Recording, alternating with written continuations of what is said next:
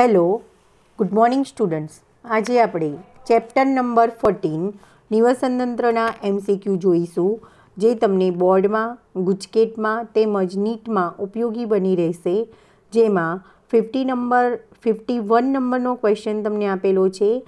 આહાર શૃંખલાના વિવિધ પોષક સ્તરે રહેલા શુષ્ક સજીવ દ્રવ્યને શાના દ્વારા જાણી શકાય? એ. જૈવભાર પિરામિડ, બી. ઉર્જા પિરામિડ, સી. સંખ્યા પિરામિડ, ડી. આપેલ તમામ. તો આહાર શૃંખલાના વિવિધ પોષક સ્તરે રહેલા શુષ્ક સજીવ દ્રવ્યને જૈવભાર પિરામિડ દ્વારા જાણી શકાય છે. નેક્સ્ટ ક્વેશ્ચન છે, ઉપભોક્તાના સ્તરે થતા ઉર્જાના સંચયને શું કહે છે? એ. કુલ પ્રાથમિક ઉત્પાદકતા, બી. વાસ્તવિક ઉત્પાદકતા, સી. વાસ્તવિક પ્રાથમિક ઉત્પાદકતા, ડી. દ્વિતીય ઉત્પાદકતા. તો ઉપભોક્તાના સ્તરે થતા ઉર્જાના સંચયને દ્વિતીય ઉત્પાદકતા તરીકે ઓળખવામાં આવે છે. નેક્સ્ટ ક્વેશ્ચન છે, નીચેનામાંથી કઈ આહાર શૃંખલા સાચી છે? પહેલી આહાર શૃંખલા આપેલી છે સમળી. એ. સમળી, સાપ, તીતીગોળો, ઘાસ, દેડકો. બીજી આહાર શૃંખલા આપી છે દેડકો, સાપ, સમળી, તીતીગોળો, ઘાસ. ત્રીજી આહાર શૃંખલા છે તીતીગોળો, ઘાસ, સાપ, દેડકો, સમળી. ચોથી આહાર શૃંખલા છે ઘાસ, તીતીગોળો, દેડકો, સાપ અને સમળી. તો અહીંયા સાચી આહાર શૃંખલા થશે ડી ઓપ્શન. ઘાસનો આહાર તરીકે તીતીગોળો ઉપયોગ કરે છે, તીતીગોળાનો દેડકો ઉપયોગ કરે છે, દેડકાનો સાપ અને સાપનો સમળી આહાર તરીકે ઉપયોગ કરે છે. નેક્સ્ટ ક્વેશ્ચન છે, પરિસ્થિતિકીય પિરામિડ માટે શું સાચું નથી? એ. મોટાભાગના નિવસનતંત્રોમાં સંખ્યાકીય અને જૈવભાર પિરામિડ સીધા હોય છે. બી. વૃક્ષ પ્રભાવી નિવસનતંત્રમાં સંખ્યાકીય પિરામિડ ઊંધા હોય છે. સી. ઉર્જા પિરામિડ મુખ્યત્વે કાર્બનિક દ્રવ્યોના ઉત્પાદનનો દર સૂચવે છે. ડી. ઊંડા જળાશયના નિવસનતંત્રમાં જૈવભાર પિરામિડ સીધા હોય છે. તો અહીંયા પિરામિડ માટે પરિસ્થિતિકીય પિરામિડ માટે શું સાચું નથી? તો અહીંયા આન્સર થશે ડી. પરિસ્થિતિકીય પિરામિડ માટે ડી ઓપ્શન સાચો નથી. જે ઊંડા જળાશયના નિવસનતંત્રમાં જૈવભાર પિરામિડ સીધા હોય છે એ સાચો નથી. ત્યાં જૈવભાર પિરામિડ ઊંડા હોય છે. નેક્સ્ટ ક્વેશ્ચન છે, કવક મૂળ કયા જૈવભૂરાસાયણિક ચક્રમાં મહત્ત્વ ધરાવે છે? એ. કાર્બન ચક્ર, બી. નાઇટ્રોજન ચક્ર, સી. ફોસ્ફરસ ચક્ર, ડી. આપેલ તમામ. તો કવક મૂળ એ ફોસ્ફરસ ચક્ર જેવા જૈવભૂરાસાયણિક ચક્રમાં મહત્ત્વ ધરાવે છે.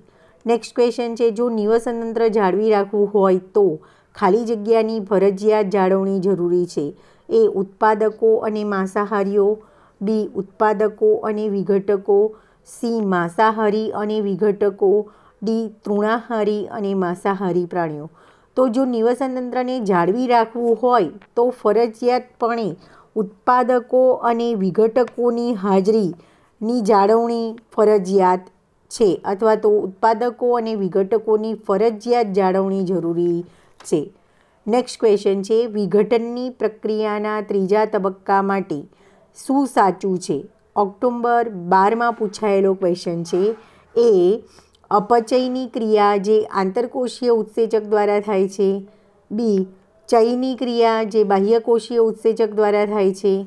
સી. અપચયની ક્રિયા જે બાહ્યકોષીય ઉત્સેચક દ્વારા થાય છે. ડી. ચયની ક્રિયા જે આંતરકોષીય ઉત્સેચક દ્વારા થાય છે. તો વિઘટનની પ્રક્રિયાનો ત્રીજો તબક્કો એટલે કે અપચયનો તબક્કો. તો અપચયની તબક્કા માટે આ સી ઓપ્શન સાચું છે. અપચયની ક્રિયા જે બાહ્યકોષીય ઉત્સેચક દ્વારા થાય છે. નેક્સ્ટ ક્વેશ્ચન છે, વિઘટનની પ્રક્રિયાના તબક્કામાં વિવિધ ફૂગ અને જીવાણુઓ દ્વારા દર્શાવાતી પાચન સમકક્ષ પ્રક્રિયા કઈ છે? એ. કોષાંતરીય પાચન, બી. ખનિજીકરણ, સી. ઉત્સેચક પ્રેરિત બાહ્યકોષીય અપચય, ડી. અવખંડન. તો વિઘટનની પ્રક્રિયાના તબક્કામાં વિવિધ ફૂગ અને જીવાણુઓ દ્વારા દર્શાવાતી પાચન સમકક્ષ પ્રક્રિયા એ ઉત્સેચક પ્રેરિત બાહ્ય કોષીય અપચય પ્રક્રિયા છે. નેક્સ્ટ ક્વેશ્ચન તમને આપેલો છે, ફોસ્ફરસ ચક્રમાં કયો જીવન સંબંધ મહત્વ ધરાવે છે? એ લાઇકેન સહોપકારિતા, બી ઓર્કિડ સહોભોજિતા, સી સિમ્બિકુડ સહોપકારિતા, ડી માઇકોરાઇઝા સહોપકારિતા. ફોસ્ફરસ ચક્રમાં કયો જીવન સંબંધ મહત્વ ધરાવે છે? તો માઇકોરાઇઝા. ફૂગ અને મૂળના સહજીવનને માઇકોરાઇઝા કહેવાય છે અને માઇકોરાઇઝામાં જે ફૂગના કવકતંતુ છે એ ફોસ્ફરસનું શોષણ કરે છે, એટલે અહીંયા આવશે આન્સર માઇકોરાઇઝા સહોપકારિતા. નેક્સ્ટ ક્વેશ્ચન છે, એક વ્યક્તિ દર્દીનો ખોરાક તરીકે ઉપયોગ કરે છે એક વ્યક્તિ દહીંનો ખોરાક તરીકે ઉપયોગ કરે છે, તો તે વ્યક્તિ આહાર શૃંખલામાં ખોરાક ગ્રહણ માટે કયા પોષક સ્તરે ગણાય? એ પ્રથમ, બી બીજા, સી ત્રીજા, ડી ચોથા પોષક સ્તરે ગણાશે. નેક્સ્ટ ક્વેશ્ચન છે, વિઘટન ક્રિયાના તબક્કા માટે ખોટી જોડ કઈ છે? એ અવખંડન મૃતભક્ષી પ્રાણીઓ, બી ધોવાણ મૃતભક્ષી કૃમિઓ, સી અપચય બાહ્યકોષીય ઉત્સેચકો, ડી ખનિજીકરણ ક્ષાર અને આયનોનું પ્રાપ્ય સ્વરૂપ. તો વિઘટનની ક્રિયાના તબક્કા માટે ખોટી જોડ થશે બી ઓપ્શન ધોવાણ, જેમાં મૃતભક્ષી કૃમિ આપેલું છે એ વિઘટનની ક્રિયાના તબક્કા માટે ખોટી જોડ કહેવાશે. નેક્સ્ટ ક્વેશ્ચન તમને આપેલો છે, ક્રમિક વિધાન અને કારણવાળો છે. ક્રમિક ઉપલા પોષક સ્તરે સજીવ સંખ્યાનો ઘટાડો જોવા મળે છે. એ તો વિધાન એ સાચું છે કે ખોટું છે? તો આન્સર આવશે એનો વિધાન એ સાચું વિધાન છે. નેક્સ્ટ આપેલું છે કારણ, કોઈપણ પોષક સ્તરે સજીવોની સંખ્યાનો આધાર તેના નીચલા સ્તરે ખોરાક માટે પ્રાપ્ત સજીવો પર છે. તો કારણ આર પણ સાચું છે. તો અહીંયા આન્સર થશે એ અને આર બંને સાચા છે અને આર એ એની સાચી સમજૂતી કહેવાશે. નેક્સ્ટ ક્વેશ્ચન છે, નિવસન તંત્રના વિવિધ પોષક સ્તરમાં શક્તિના પ્રવાહ માટે સાચો ક્રમ કયો છે? એ પ્રાથમિક ઉપભોક્તા, દ્વિતીય ઉપભોક્તા, તૃતીય ઉપભોક્તા, વિઘટક ઉત્પાદક, બી ઉત્પાદક, પ્રાથમિક ઉપભોક્તા, દ્વિતીય ઉપભોક્તા, તૃતીય ઉપભોક્તા, વિઘટક. તો અહીંયા ઓપ્શન થશે બી છે એ નિવસન તંત્રના વિવિધ પોષક સ્તરમાં શક્તિના પ્રવાહ માટે સાચો ક્રમ છે. ઉત્પાદકોમાંથી શક્તિ પ્રાથમિક ઉપભોક્તા મેળવે છે, પ્રાથમિક ઉપભોક્તામાંથી દ્વિતીય ઉપભોક્તા, દ્વિતીય ઉપભોક્તામાંથી તૃતીય ઉપભોક્તા અને ત્યાર પછી વિઘટકો શક્તિ પ્રાપ્ત કરે છે. નેક્સ્ટ ક્વેશ્ચન છે, વિધાન અને કારણવાળું. અહીંયા તમને વિધાન આપ્યું છે, કુદરતમાં પોષણ માટેના આંતરસંબંધો એક જ સરળ શૃંખલાના સ્વરૂપમાં સમજાવી શકાતા નથી. તો વિધાન એ સાચું વિધાન છે. સમડી આહાર જળમાં સ્થાન પામતી નથી, ખોટું વિધાન છે. તો વિધાન એ સાચું અને કારણ આર ખોટું છે. તો અહીંયા આન્સર થશે સી. નેક્સ્ટ ક્વેશ્ચન છે, કોઈપણ નિવસન તંત્રમાં કયા પિરામિડ હંમેશા સીધા જ હોય છે? એ સંખ્યા પિરામિડ, બી ઉર્જા પિરામિડ, સી જૈવભાર પિરામિડ, ડી આપેલ તમામ. કયા પિરામિડ હંમેશા સીધા હોય છે? તો ઉર્જાના પિરામિડ એ કોઈપણ નિવસન તંત્રમાં હંમેશા સીધા જ હોય છે. નેક્સ્ટ ક્વેશ્ચન તમને વિધાન અને કારણવાળું આપ્યું છે. વિધાન એ આપેલું છે, નિવસન તંત્રને સતત શક્તિ મળતી રહેવી જરૂરી છે, સાચું વિધાન છે. કારણ આર, નિવસન તંત્રમાં શક્તિનો પ્રવાહ એકમાર્ગી હોય છે, કારણ આર પણ સાચું છે. તો અહીંયા વિધાન એ અને આર બંને સાચા છે અને આર એ એની સાચી સમજૂતી કહેવાશે. નેક્સ્ટ ક્વેશ્ચન તમને આપેલો છે, કયા જૈવભૂ રાસાયણિક ચક્રમાં પ્રકાશ સંશ્લેષણ અને શ્વસન મહત્ત્વની દેહધાર્મિક ક્રિયાઓ ગણાય છે? એ નાઇટ્રોજન ચક્ર, બી ફોસ્ફરસ ચક્ર, સી કાર્બન ચક્ર, ડી સલ્ફર ચક્ર. તો કાર્બન ચક્ર જેવા જૈવભૂ રાસાયણિક ચક્રમાં પ્રકાશ સંશ્લેષણ અને શ્વસનની પ્રક્રિયા મહત્ત્વની દેહધાર્મિક ક્રિયા ગણાય છે. નેક્સ્ટ ક્વેશ્ચન છે, કયા તબક્કાની અનુગામી ક્રિયા તરીકે ખાતર નિર્માણ અને ખનિજીકરણની પ્રક્રિયાઓ થાય છે? એ અવખંડન, બી ધોવાણ, સી અપચય, ડી ચય. તો અપચયની અનુગામી ક્રિયા તરીકે ખાતર નિર્માણ અને ખનિજીકરણની પ્રક્રિયાઓ થાય છે. નેક્સ્ટ ક્વેશ્ચન છે, નિવસન તંત્ર માટે સંગત વિકલ્પ કયો છે? એ તેમાં શક્તિનો પ્રવાહ એકમાર્ગી હોય છે, બી તેમાં જુદા જુદા નિવસન તંત્રો પૈકી દરેક ચોક્કસ પોષણ શૃંખલા ધરાવે છે, સી તેમાં પોષણ શૃંખલાની પ્રકૃતિ પર આધારિત સંખ્યા અને જૈવભાર પિરામિડ હોય છે, ડી આપેલ તમામ. તો નિવસન તંત્ર માટે સંગત વિકલ્પ થશે આપેલ તમામ. નિવસન તંત્રમાં શક્તિનો પ્રવાહ હંમેશા એકમાર્ગી હોય છે, જુદા જુદા નિવસન તંત્રો પૈકી દરેક ચોક્કસ પોષણ શૃંખલા ધરાવે છે, પોષણ શૃંખલાની પ્રકૃતિ પર આધારિત સંખ્યા અને જૈવભાર પિરામિડ હોય છે. તો આપેલ તમામ વિધાન નિવસન તંત્ર માટે સંગત વિધાન કહેવાશે. નેક્સ્ટ ક્વેશ્ચન તમને આપેલો છે, ઉપભોક્તા તૃણાહારી પ્રાણીઓની પરિપાચન ક્ષમતા કોની સમકક્ષ ગણાય? એ દ્વિતીય ઉત્પાદકતા, બી વાસ્તવિક પ્રાથમિક ઉત્પાદન, સી શ્વસનમાં વ્યય પામતી ઉર્જા, ડી આપેલ પૈકી એક પણ નહીં. તો ઉપભોક્તા તૃણાહારી પ્રાણીઓની પરિપાચન ક્ષમતા એ દ્વિતીય ઉત્પાદકતાને સમકક્ષ ગણાય છે. નેક્સ્ટ ક્વેશ્ચન છે, નીચેનું કયું વિધાન આહાર શૃંખલા માટે સંગત વિધાન છે? એ ખોરાક સ્ત્રોતની નજીક પ્રાણીઓ મોટી સંખ્યામાં જોવા મળે છે, બી ખોરાક સ્ત્રોતની નજીક મોટી સંખ્યામાં મનુષ્યો માનવ સાંકળ રચે છે, સી લીલી વનસ્પતિઓમાંથી ઉર્જાનો પ્રવાહ ઉપભોક્તાની શ્રેણી તરફ થાય છે, ડી આપેલ પૈકી એક પણ નહીં. તો આહાર શૃંખલા માટે સંગત વિધાન થશે સી લીલી વનસ્પતિઓમાંથી ઉર્જાનો પ્રવાહ ઉપભોક્તાની શ્રેણી તરફ થાય છે. નેક્સ્ટ ક્વેશ્ચન છે, આહાર શૃંખલા જેમાં સૂક્ષ્મજીવો શક્તિસભર સંયોજનો તોડીને તેના દ્રવ્યો ઉત્પાદક સમાજ માટે ઉપલબ્ધ કરાવે તે એ પરોપજીવી આહાર શૃંખલા, બી નિક્ષેપ દ્રવ્ય આહાર શૃંખલા, સી ભક્ષક આહાર શૃંખલા, ડી ઉત્પાદક આહાર શૃંખલા. તો અહીંયા તમને આપેલું છે આહાર શૃંખલા કે જેમાં સૂક્ષ્મ સજીવો શક્તિસભર સંયોજનોને તોડીને તેના દ્રવ્યોને ઉત્પાદક સમાજ માટે ઉપલબ્ધ કરાવે તેને નિક્ષેપ દ્રવ્ય આહાર શૃંખલા તરીકે ઓળખવામાં આવે છે.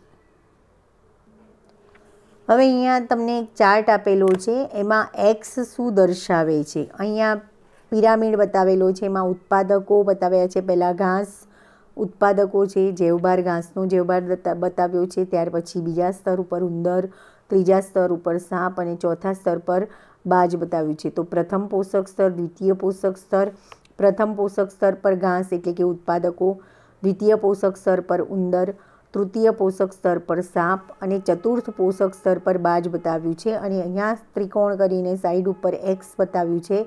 તો એક્સ શું દર્શાવે છે? ઓપ્શન એ આપ્યું છે મિશ્રાહારી, બી વિઘટક, સી ભક્ષક, ડી સ્વતંત્ર પોષક સ્તર. તો અહીંયા આન્સર થશે બી વિઘટક, કારણ કે આ બધા જ પોષક સ્તરના સજીવો જ્યારે મૃત્યુ પામે ત્યારે વિઘટકો દ્વારા એનું વિઘટન થાય છે. નેક્સ્ટ ક્વેશ્ચન છે, વિવિધ સ્તરે રહેલ વિભિન્ન જાતિઓના ઉર્ધ્વસ્થ વિતરણને શું કહે છે? એ સ્તરીકરણ, બી પિરામિડ, સી આહાર શૃંખલા, ડી અનુક્રમણ. તો વિવિધ સ્તરે વિભિન્ન જાતિઓના ઉર્ધ્વસ્થ વિતરણને સ્તરીકરણ તરીકે ઓળખવામાં આવે છે. નેક્સ્ટ ક્વેશ્ચન છે, માનવ સર્જિત નિવસન તંત્ર માટે શું સાચું છે?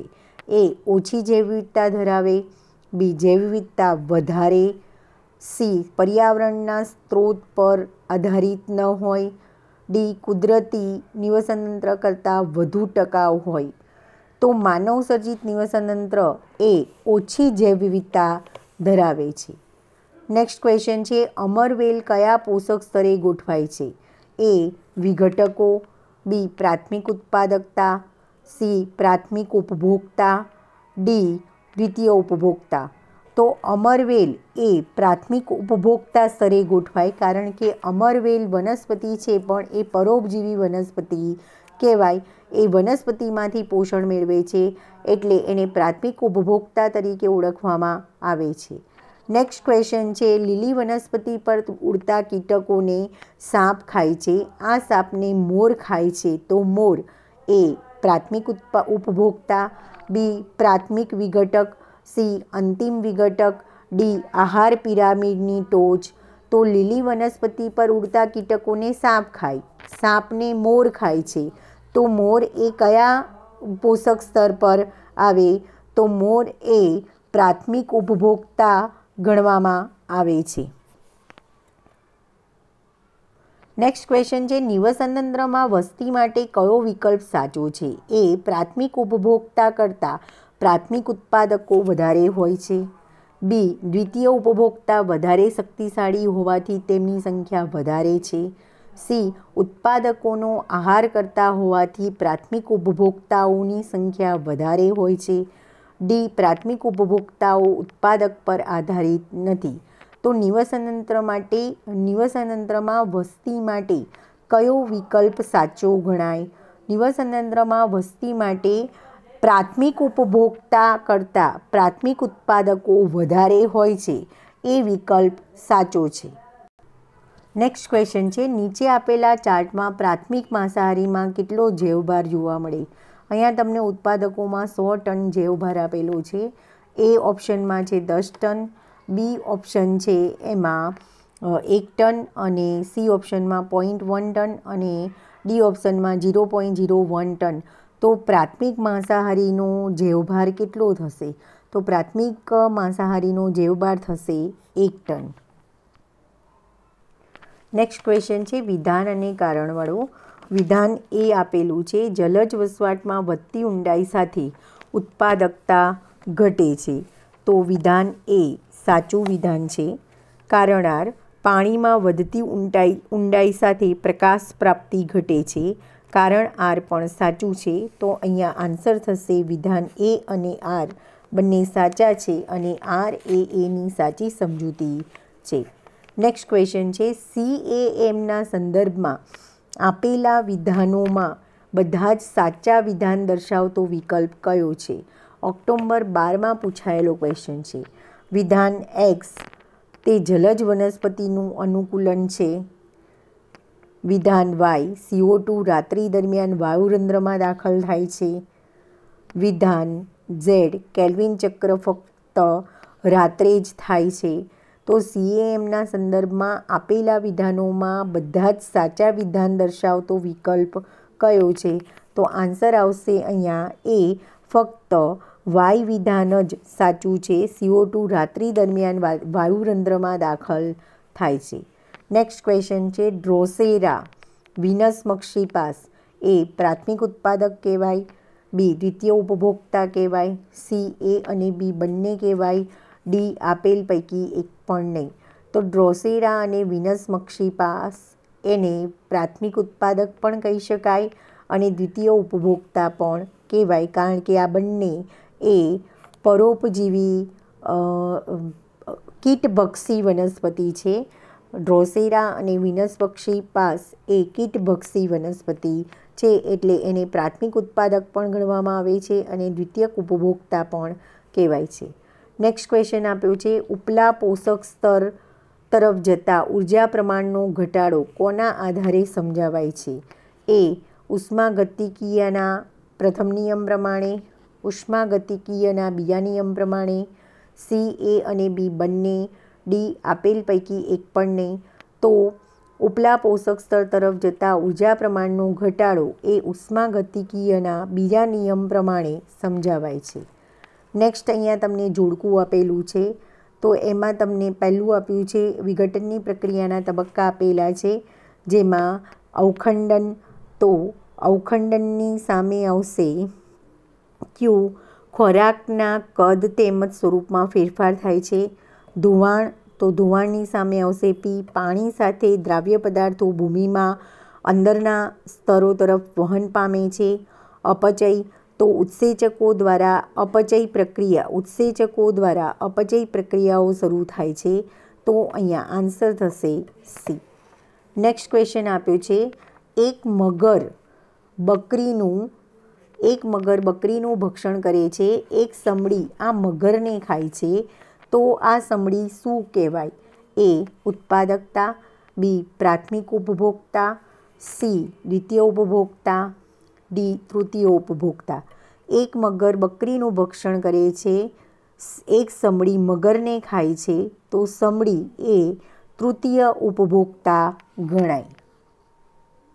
નેક્સ્ટ ક્વેશ્ચન છે, પ્રાથમિક ઉત્પાદકતા સંદર્ભે કયો વિકલ્પ સંગત છે? એ જીપીપી બરાબર એનપીપી માઇનસ શ્વસનની ક્રિયાને લીધે ઘટ, બી જીપીપી બરાબર એનપીપી પ્લસ શ્વસનની ક્રિયાને લીધે થયેલ ઘટ, એનપીપી બરાબર જીપીપી પ્લસ શ્વસનની ક્રિયાને લીધે થયેલ ઘટ, ડી એનપીપી બરાબર જીપીપી પ્લસ દ્વિતીય ઉત્પાદકતા.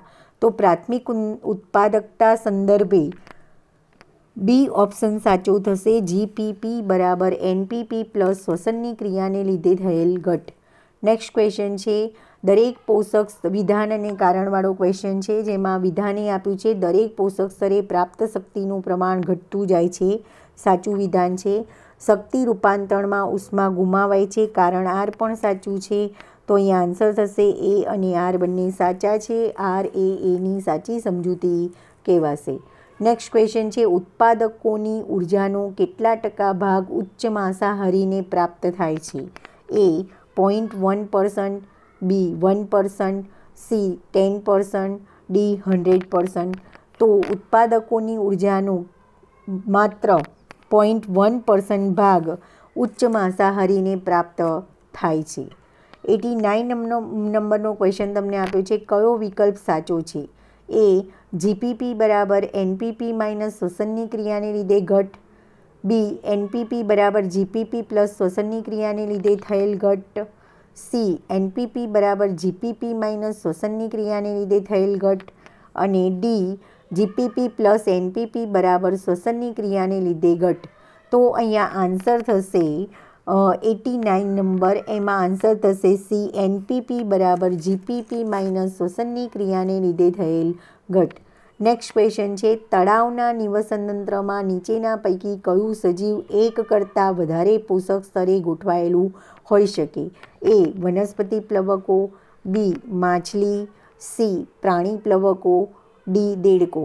તો તળાવના નિવસન તંત્રમાં માછલી જેવું સજીવ એક કરતાં વધારે પોષક સ્તરે ગોઠવાયેલું હોઈ શકે.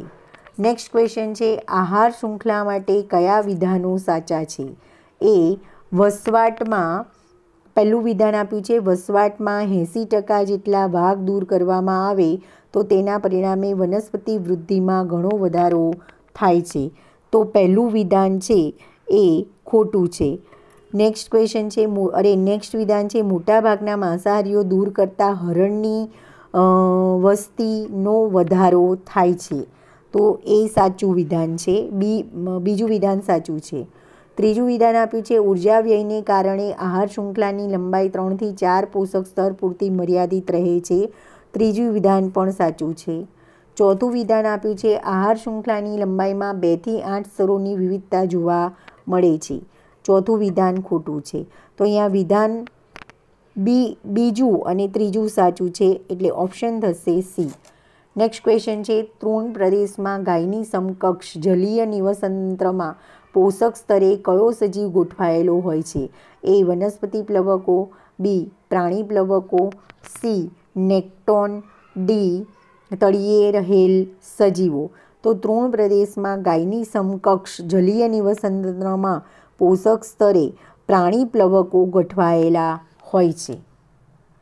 નેક્સ્ટ ક્વેશ્ચન આપ્યો છે, તૃણ પ્રદેશના નિવસન તંત્રમાં પ્રાથમિક ઉત્પાદકો તરીકે 60 લાખ વનસ્પતિઓ છે. તેના પર પરોક્ષ રીતે આધારિત ઉચ્ચ માંસાહારીની સંખ્યા એ 6000, બી 600, સી 60, ડી 6।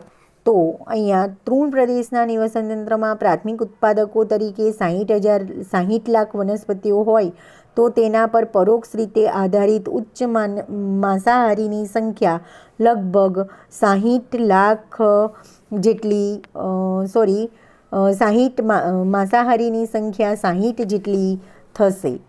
નેક્સ્ટ ક્વેશ્ચન છે જોડકાવાળો। અહીંયા તમને જોડકું આપેલું છે સ્થળજ નિવસન તંત્ર, તો સ્થળજ નિવસન તંત્રનું ઉદાહરણ થશે, એમાં આવશે જંગલ અને રણ પ્રદેશ એ સ્થળજ નિવસન તંત્રનું ઉદાહરણ છે। અસ્થગિત જલદ નિવસન તંત્ર, તો અસ્થગિત જલદ નિવસન તંત્રનું ઉદાહરણ થશે એસ ઝરણા અને વહેડા। સ્થગિત જલદ નિવસન તંત્ર, તો એનું ઉદાહરણ થશે સરોવર અને તળાવ। કૃત્રિમ નિવસન તંત્ર, તો એમાં ઘઉંનું ખેતર અને નર્સરી આવશે, તો અહીંયા આન્સર થશે બી। નેક્સ્ટ ક્વેશ્ચન છે વિઘટકોની ગેરહાજરીમાં નિવસન તંત્રના કાર્યમાં થતો ગેરલાભ। એ ઉર્જાના વહનમાં અવરોધ, બી પોષક દ્રવ્ય ચક્રમાં અવરોધ, સી તૃણાહારીને સૌર ઉર્જામાં અવરોધ, ડી બીજા ઘટકોના વિઘટન દરમાં વધારો। તો વિઘટકોની ગેરહાજરીમાં નિવસન તંત્રના કાર્યમાં થતો ગેરલાભ એટલે કે અહીંયા આન્સર થશે પોષક દ્રવ્ય ચક્રમાં અવરોધ। નેક્સ્ટ સાચું વિધાન કયું છે? એ પૃથ્વીની સપાટી નીચે પૈકી સાચું વિધાન કયું છે? પૃથ્વીની સપાટીનો લગભગ 70% ભાગ મહાસાગરો દ્વારા રોકાયેલો છે અને તેની ઉત્પાદકતા 170 બિલિયન ટન છે, એ વિધાન ખોટું છે। નેક્સ્ટ આપેલું છે વિધાન જાતિના જૈવભારને તેના તાજા કે શુષ્ક વજનમાં અભિવ્યક્ત કરવામાં આવે છે, એ વિધાન સાચું છે। શુષ્ક આરંભી અનુક્રમણમાં દ્વિઅંગી વનસ્પતિઓ ખડકના અપક્ષયન તથા ભૂમિ નિર્માણમાં સહાયક બને છે, એ ખોટું વિધાન છે। નિવસન તંત્રીય સેવાઓની કુલ કિંમતમાંથી 50% પોષણ ચક્ર માટે છે, જ્યારે વન્યજીવન માટે આબોહવા તથા વસવાટનું મૂલ્ય 10% છે, એ પણ ખોટું વિધાન છે। તો અહીંયા સાચું વિધાન થશે બી જાતિના જૈવભારને તેના તાજા કે શુષ્ક વજનમાં અભિવ્યક્ત કરવામાં આવે છે। નેક્સ્ટ ક્વેશ્ચન છે ફોસ્ફરસનું પ્રાકૃતિક સંગ્રહ સ્થાન। નીટ 2013માં પૂછાયેલો ક્વેશ્ચન છે। એ દરિયાઈ પાણી, બી પ્રાણીઓના હાડકાં, સી ખડકો, ડી અશ્મિ। તો ફોસ્ફરસનું પ્રાકૃતિક સંગ્રહ સ્થાન ખડક ગણાશે। નેક્સ્ટ ક્વેશ્ચન છે દ્વિતીય ઉત્પાદકતા એટલે આના દ્વારા બનતા કાર્બનિક દ્રવ્યોના ઉત્પાદનનો દર। ઉત્પાદક, ઉપભોક્તા, પરોપજીવી, વિઘટક। નીટ 2013માં પૂછાયેલો ક્વેશ્ચન છે। તો દ્વિતીય ઉત્પાદકતા એટલે કે ઉપભોક્તા, દ્વિતીય ઉત્પાદકતા એટલે ઉપભોક્તા દ્વારા બનતા કાર્બનિક દ્રવ્યોના ઉત્પાદનનો દર। નેક્સ્ટ ક્વેશ્ચન આપ્યો છે વનસ્પતિ ઉંદર એ વનસ્પતિને ખાય છે, સાપ એ ઉંદરને ખાય છે અને મોર એ સાપને ખાય છે। જો ઉત્પાદકના સ્તરે 20 જૂલ ઉર્જા જકડાયેલી હોય તો આહાર શૃંખલામાં મોરના સ્તરે કેટલી ઉર્જા પ્રાપ્ત થાય? AIPMT 2014માં પૂછાયેલો ક્વેશ્ચન છે। 0.2 જૂલ, 0.02 જૂલ, 0.002 જૂલ, 0.0002 જૂલ। તો અહીંયા આન્સર થશે બી 0.02 જૂલ ઉર્જા જકડાયેલી હશે। ઉત્પાદકતાના સ્તરે 20 જૂલ ઉર્જા હોય તો આહાર શૃંખલામાં મોરના સ્તરે 0.02 જૂલ ઉર્જા સંકળાયેલી હોય। અહીં તમને એક ચાર્ટ આપ્યો છે જેમાં સ્થળજ નિવસન તંત્રમાં ફોસ્ફરસ ચક્રીયકરણનો સરળ નમૂનો નીચે દર્શાવેલો છે। તેમાં PQRS ખાલી સ્થાનો માટે સાચો વિકલ્પ પસંદ કરો। AIPMT 2014માં પૂછાયેલો ક્વેશ્ચન છે। અહીંયા ઉપભોક્તા છે, અહીંયા પી છે, અહીંયા આર આપેલું છે, અહીંયા એસ આપ્યું છે। પછી વિઘટનની પ્રક્રિયા, ભૂમિય દ્રાવણ, અપક્ષયન, નીચે ક્યુ આપ્યું છે। તો અહીંયા PQRS શું આવશે? એ ઓપ્શન છે એમાં આપ્યું છે નિક્ષેપ, ક્યુ ખડક ખનિજો, આર ઉત્પાદક, એસ કચરો પડવો। બી ઓપ્શન આપેલું છે એમાં પી ઉત્પાદકો, ક્યુ કચરો પડવો, આર ખડક ખનિજો અને એસ નિક્ષેપ સીમાં ખડક ખનિજો નિક્ષેપ કચરો પડવો ઉત્પાદક, ડી કચરો પડવો ઉત્પાદક ખડક ખનિજો નિક્ષેપ. તો અહીંયા એ આન્સર સાચો આવશે. પીની જગ્યાએ નિક્ષેપ આવશે, ક્યુની જગ્યાએ ખડક ખનિજો આવશે, આરની જગ્યાએ ઉત્પાદક અને એસની જગ્યાએ કચરો પડવો આવશે. નેક્સ્ટ ક્વેશ્ચન જોડકાવાળો તમને આપેલો છે, જેમાં જોડકામાં આપ્યું છે અળસિયું. તો અળસિયાની સામે આવશે અળસિયું, એની સામે આવશે અળસિયું એ મૃતભક્ષી પ્રાણી ગણાય. અનુક્રમણ એની સામે આવશે સ્થાપક જાતિ. પછી નિવસંત્રીય સેવાઓ એની સામે આવશે પરાગનયન અને વસ્તી વૃદ્ધિ એની સામે આવશે જન્મ પ્રમાણ. તો આન્સર થશે એ. નેક્સ્ટ ક્વેશ્ચન છે નીચેના પૈકી કયું સ્થાપક સજીવ શુષ્ક ખડક પર જોવા મળે છે? નીટ 2016માં પૂછાયેલો ક્વેશ્ચન છે. હરિતલીલ, લાઇકેન, લીવરવર્ટ, મોસ અથવા તો શેવાળ. તો અહીંયા લાઇકેન સજીવ એ શુષ્ક ખડક પર જોવા મળે છે, સ્થાપક સજીવ તરીકે જોવા મળે છે. નેક્સ્ટ ક્વેશ્ચન છે નીચે પૈકી કઈ એક લાક્ષણિકતા કૃષિ ક્ષેત્ર નિવસન તંત્રની છે? નીટ 2016માં પૂછાયેલો ક્વેશ્ચન છે. પરિસ્થિતિકીય અનુક્રમણ, ભૂમિ સજીવોની ગેરહાજરી, ખૂબ ઓછી જનીનિક વિવિધતા, નિંદણની ગેરહાજરી. તો કૃષિ ક્ષેત્ર નિવસન તંત્રની એક લાક્ષણિકતા તમને પૂછી છે, તો એનો આન્સર આવશે ખૂબ ઓછી જનીનિક વિવિધતા જોવા મળે છે. નેક્સ્ટ ક્વેશ્ચન છે નિવસન તંત્ર શબ્દ તેમના દ્વારા આપવામાં આવ્યો. નીટ 2016માં પૂછાયેલો ક્વેશ્ચન છે. ઈ વોર્મિંગ, બી ઇપિઓડમ, સી ઈ હેકલ અને ડી એજી ટેન્સલી. તો નિવસન તંત્ર શબ્દ કોના દ્વારા આપવામાં આવ્યો? નિવસન તંત્ર શબ્દ એજી ટેન્સલી નામના વૈજ્ઞાનિક દ્વારા આપવામાં આવ્યો છે. નેક્સ્ટ ક્વેશ્ચન છે દરેક નિવસન તંત્રમાં ખાલી જગ્યા પિરામિડ હંમેશા સીધા હોય છે. માર્ચ 2017માં પૂછાયેલો છે.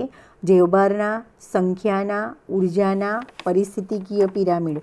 તો દરેક નિવસન તંત્રમાં ઉર્જાના પિરામિડ હંમેશા સીધા હોય છે. ઘુવડને કયા ક્રમના ઉપભોક્તા ગણાય?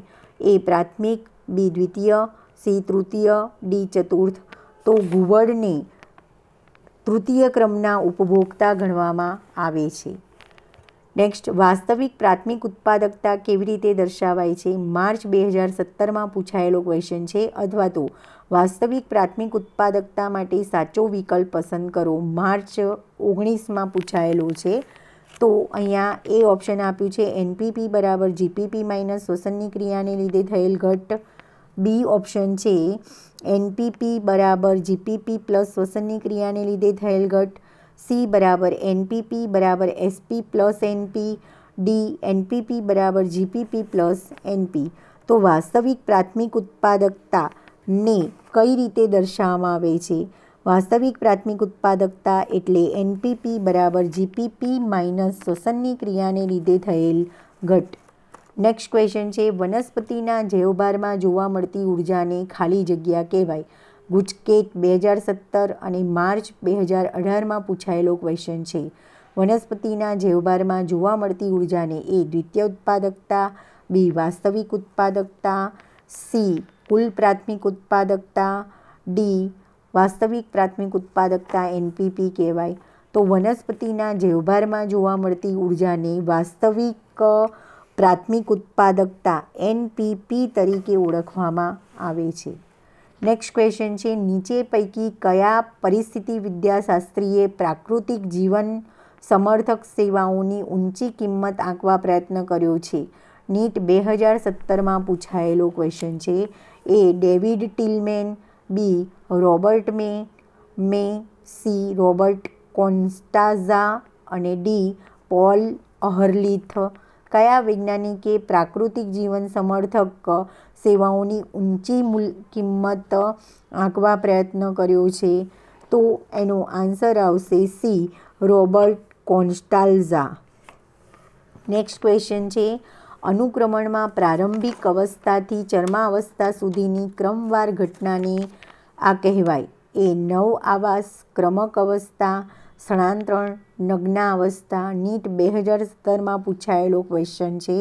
તો એનો આન્સર આવશે બી અનુક્રમણમાં પ્રારંભિક અવસ્થાથી ચરમાવસ્થા સુધીની ક્રમવાર ઘટનાને ક્રમક અવસ્થા તરીકે ઓળખવામાં આવે છે.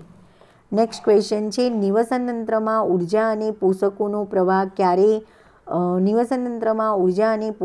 પ્રવાહ કયા પ્રકારે થાય છે? એ. ઉર્જાનું ચક્રીય વહન તથા પોષકોનું દ્વિમાર્ગી વહન. બી. ઉર્જા અને પોષક બંનેનું એકમાર્ગી વહન. સી. ઉર્જાનું એકમાર્ગીય તથા પોષકોનું ચક્રીય વહન. ડી. ઉર્જાનું ચક્રીય વહન તથા પોષકોનું એકમાર્ગીય વહન. માર્ચ 2018માં પૂછાયેલો ક્વેશ્ચન છે.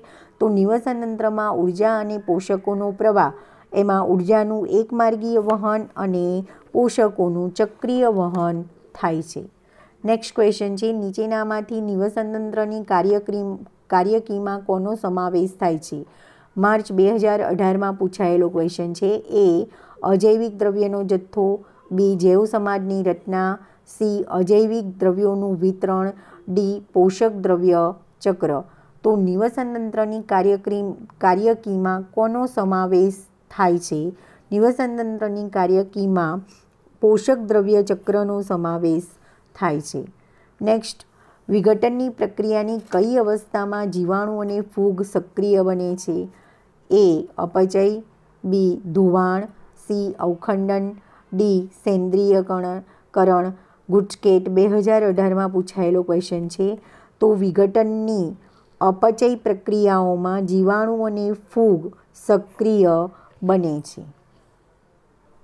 નેક્સ્ટ ક્વેશ્ચન છે, નીચે આપેલી માહિતીમાંથી કઈ જાતનો પરિસ્થિતિકીય પિરામિડ મેળવાશે? નીટ 2018માં પૂછાયેલો છે. દ્વિતીય ઉપભોગી 120 ગ્રામ, પ્રાથમિક ઉપભોગી 60 ગ્રામ, પ્રાથમિક ઉત્પાદકો 10 ગ્રામ. એ. જૈવભારનો ઊંધો પિરામિડ. બી. સંખ્યાનો સીધો પિરામિડ. સી. શક્તિનો પિરામિડ. ડી. જૈવભારનો સીધો પિરામિડ. તો અહીંયા જૈવભારનો ઊંધો પિરામિડ પ્રાપ્ત થશે, કારણ કે પ્રાથમિક ઉત્પાદકમાં જૈવભાર ઓછો છે, જ્યારે ઉપર દ્વિતીય ઉપભોગીઓનો પ્રથમ અને દ્વિતીય ઉપભોગીઓનો જૈવભાર એનાથી વધારે છે, એટલે જૈવભારનો ઊંધો પિરામિડ પ્રાપ્ત થશે. વિઘટનની પ્રક્રિયા માટે સાચો વિકલ્પ પસંદ કરો. માર્ચ 2019માં પૂછાયેલો ક્વેશ્ચન છે, જ્યાં એક્સ અવખંડન, વાય અપચય અને ઝેડ ધોવાણ છે. તો તમને ખ્યાલ છે વિઘટનની પ્રક્રિયાના 3 તબક્કા છે. એમાં અવખંડન પહેલી આવે, ત્યાર પછી ધોવાણની પ્રક્રિયા આવે અને ત્યાર પછી અપચયની પ્રક્રિયા આવે. તો અહીંયા આન્સર થશે ડી. અવખંડન, એક્સ અવખંડન, ઝેડ ધોવાણ અને પછી વાય એનો ક્રમિક તબક્કો છે. નેક્સ્ટ ક્વેશ્ચન છે, નીચેના પૈકી કયા પરિસ્થિતિકીય પિરામિડ સામાન્ય રીતે ઉર્ધ્વવર્તી ઊંધા હોય છે? નીટ 2019માં પૂછાયેલો ક્વેશ્ચન છે. એ. તૃણ પ્રદેશના સંખ્યાના પિરામિડ. બી. સમુદ્રના જૈવભારના પિરામિડ. સી. ઉર્જાના પિરામિડ. ડી. જંગલના જૈવભારના પિરામિડ. તો નીચે પૈકીના પરિસ્થિતિકીય પિરામિડમાં ઉર્ધ્વવર્તી એટલે કે ઊંધા પિરામિડ એ સમુદ્રના જૈવભારના પિરામિડ એ ઊંધા પિરામિડ હોય છે.